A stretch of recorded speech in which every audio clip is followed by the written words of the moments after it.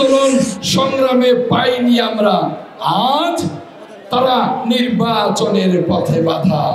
এরাই 1971 সালে বলেছিল পাকিস্তান আমাদের দেশ, পিয়ার না হলে, বিচার না হলে তারা নির্বাচন হতে দেবে না।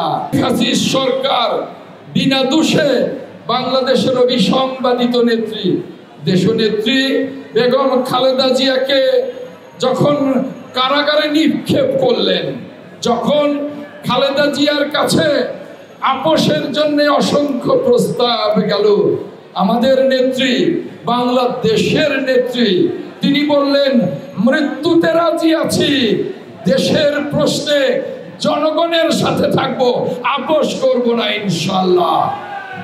আর সেই থেকে বাংলাদেশ জাতীয়তাবাদী দলের প্রতিটি নেতা কর্মী গত 17 বছরে রাজপথের রক্ত দিয়েছে, শত শত গুম হয়েছে, শত শত খুন হয়েছে, কিন্তু তারা পিছপা হয়নি, রাস্তা থেকে পালিয়ে যায়নি। বসুন্ধরা টিস্যু, অশুদ্ধতার বিরুদ্ধে এক বিন্দুও ছাড় নয়।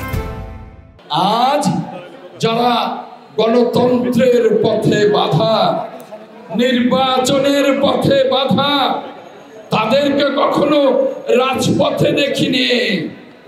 তারা পালিয়ে গিয়ে কেউ আওয়ামী লীগের ছদ্মনামে আশ্রয় নিয়েছে, কেউ জাতীয় পার্টিতে, কেউ ছদ্মনামে আশ্রয় নিয়েছে, এবং কেউ কেউ বিভিন্ন রাজনৈতিক দলে আশ্রয় নিয়েছে। তাদেরকে আন্দোলন সংগ্রামে পাইনি আমরা, আজ তারা নির্বাচনের পথে বাধা। তারা বলছে যে পিয়ার না হলে, তারা বলছে সংস্কার না হলে, তারা বলছে বিচার না হলে তারা নির্বাচন হতে দেবে না। এরাই 1971 সালে বলেছিল পাকিস্তান আমাদের দেশ, আমরা বাংলাদেশ হতে দেব না। সেদিন বাংলাদেশের 7.5 কোটি মানুষ মেজর জিয়ার ঘোষণায় উদ্বুদ্ধ হয়ে সেদিন রণাঙ্গনে নেমেছিল এবং 7.5 কোটি মানুষ সমর্থন দিয়েছিল।